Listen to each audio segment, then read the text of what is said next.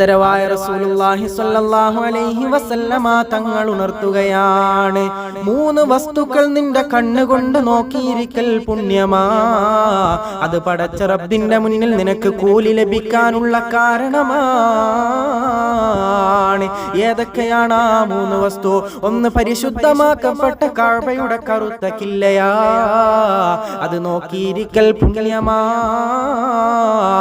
അല്ലാഹു കാണാനുള്ള തൗഫീഖ് നൽകി അനുഗ്രഹിക്കുമാറാകട്ടെ.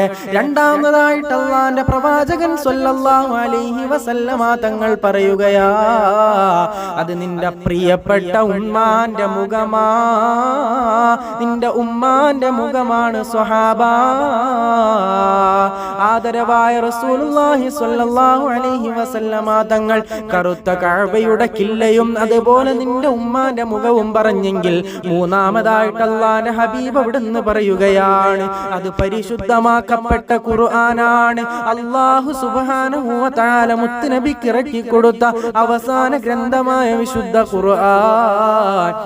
നിന്റെ വീടിന്റെ സെൽഫിന്റെ മുകളിൽ നീ കെട്ടിവെച്ചിരിക്കുന്ന TV സ്റ്റാൻഡുകളുടെ മുകളിൽ നീ ഇങ്ങനെ സ്ഥാനം കൊടുത്തിട്ടുള്ള നിന്റെ വിശുദ്ധ ഖുർആൻ ഉണ്ടല്ലോ, ആ ഖുർആനിലേക്ക് നോക്കിയിരിക്കൽ പോലും പുണ്യമാ. അത് പുണ്യമുള്ള കാര്യമാണ്, പടച്ച റബ്ബിന്റെ മുന്നിൽ കൂലിയുള്ള കാര്യമാണെന്ന് നബിയുനാ റസൂലുള്ളാഹി സ്വല്ലല്ലാഹു അലൈഹി വസല്ലം. അല്ലാഹു സുബ്ഹാനഹു വ തആല വിശുദ്ധ ഖുർആൻ അനുസരിച്ച് ജീവിക്കുവാൻ നമുക്ക് തൗഫീഖ് നൽകി അനുഗ്രഹിക്കുമാറാകട്ടെ.